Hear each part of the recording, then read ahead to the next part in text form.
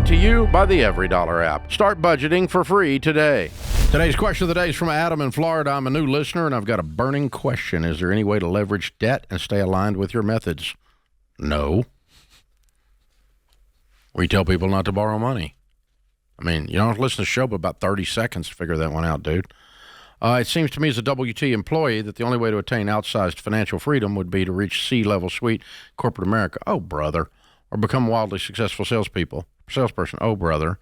I recognize that there's much more to life than acquiring wealth, but if there was ever a time to take a shot at entrepreneurship through acquisition or buying short-term, long-term rental properties, that'd be now. You sound like a TikTok ad, dude. I would also prefer to be my own boss rather than an officer of a large company. Okay. So you don't want to work for a large company, but here's the thing. You have created a world in your mind that says that the only way to become wealthy is go borrow a bunch of money and buy real estate, other than do things that you don't want to do, which is be a C-suite or whatever. The truth is that C-suiters don't become that wealthy that often anyway. So that's a misnomer. A high percentage of small business owners build wealth if they survive in business. The number of people that borrow money to buy real estate and 10 years later are not bankrupt is almost zero. So I'll give you an example, Adam. When I was in my 20s, I did this. You obviously have not heard the story. So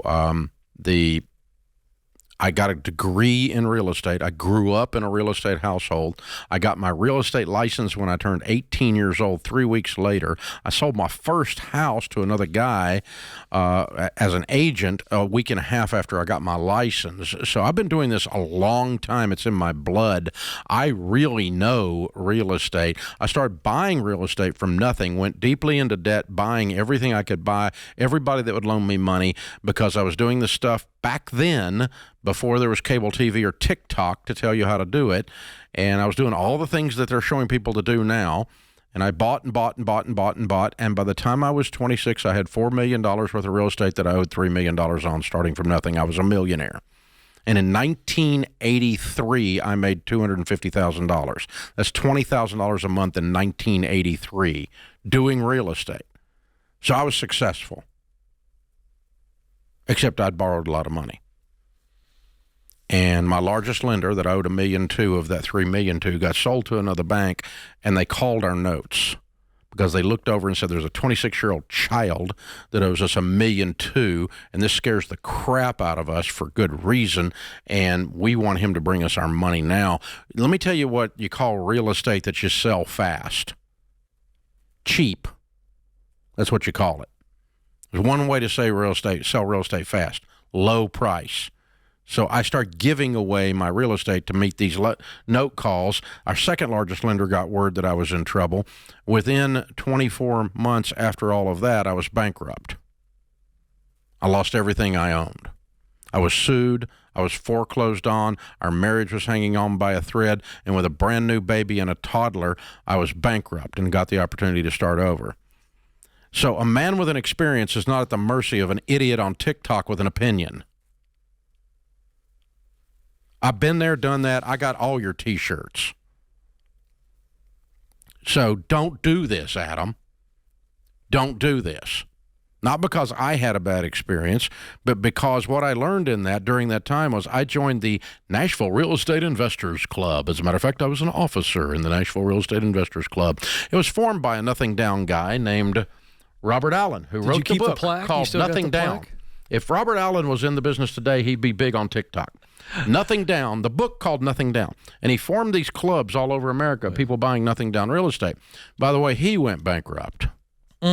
Interesting. The guys that were in that club that were buying real estate on debt, which was almost all of them, some of them more debt than others, some of them less debt, 10 years after I was bankrupt, you know how many of them were still doing real estate? 2. The rest of them had gone broke. The 2 that didn't had sold off the vast majority of their property to get the debt paid off and clear a handful of properties. So this idea that you're going to build wealth with highly leveraged real estate is absolute hogwash. It simply does not work 10 years later. You can't find somebody that's been doing these flips with heavy debt that survived 10 years. You can't find a 10-year-old one. They don't make it because it's such high risk. There's so many mistakes you can make, and I'm a freaking expert at this. I mean, I was really, really good. Dude, I was a millionaire by the time I was 26, starting from nothing. I was good at it. I was a pro. So, you're the things you are asserting in this are absolutely false in this question. So how do you become wealthy? Our millionaire statistics, the largest study of millionaires ever done in North America, say it takes an average of 17 and a half years. You fully fund your 401k with a match and good growth stock mutual funds, and you pay off your house, and you stay completely out of debt on everything. If you want to buy some real estate, you do it after you get your house paid off, and you pay cash for your first rental. And then you'll have a lot of cash flow because you don't have any stupid payments. And then you pay cash for your next rental. And then you pay cash for your next rental, which, by the way, is what I started doing when I turned 28 after I was bankrupt. And now I'm worth several $100 million, and most of it's in real estate, and I haven't borrowed a dime since I was 27 years old, ever again. I don't borrow money. It is not a proven plan to wealth. As a matter of fact, it's a proven plan to not become wealthy. Yeah, and I Did I would miss say, something? well, I want to address this last sentence. I would also prefer to be my own boss. We have a young man here. I don't know if he's young or not. Sounds like it. But you don't know if you want to be your own boss or not. We have 70% of Americans in recent polling said they wanted to work for themselves, but only 6% of Americans do. There's a massive gap there. And the reason is because what we think we want to do in the form of working for ourselves, actually, we don't want. Because when you've got a gap, Dave, between 70% wanting to be self-employed and 6% are, it's not all it's cracked up to be when they actually look into it. It's really hard. I'll tell you what, when you work for yourself, your boss is a jerk. Yeah, and more demanding. You think you had a demanding boss before? Wait till it's all on you, pal. And so I just want to point this out. He worked you to death. Yeah, I love the entrepreneurial spirit we see of this young generation. There's a difference between wanting it and wanting to do what it takes to get it. And I think this is a young man who doesn't know what he wants. I would say I wanted to validate. Well, I know what he wants. He wants the shortest possible path to wealth. That's it. That's all in here. Well, we all want freedom. Welcome to the human race, right? That's why John Locke and Cicero and Epictetus and Thomas Jefferson all created this phrase, the pursuit of happiness. But here's the deal. I've sat here in this studio and watched thousands of people talk about attaining outsized financial freedom, the words he used here, and they did it the way you described. Outsized financial freedom in 2024 is the Baby Steps Millionaires that we talk about and that we have helped do it. That's outsized because most Americans are up to their eyeballs in debt and are going to retire broke. There's only 15 million millionaires in America. That shows you the percentages right there. That's outsized, don't you think, Dave? And so if you have $1 million net worth, what you own minus what you owe, you are outsized. That's right. And it's the first step to having 10 million.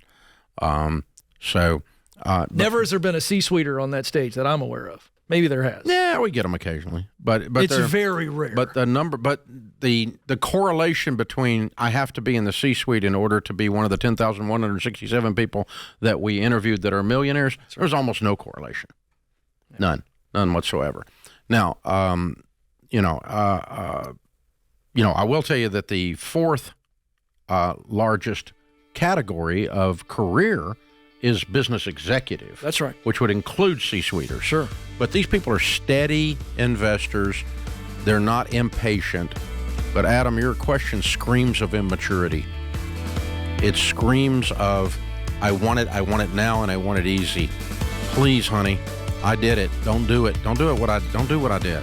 It's painful. That's why I do the show, so I can keep guys like you from becoming guys like me, because what I did was really stupid, and it really hurt everybody I loved. Create your free every dollar budget today, the simplest way to budget for your life.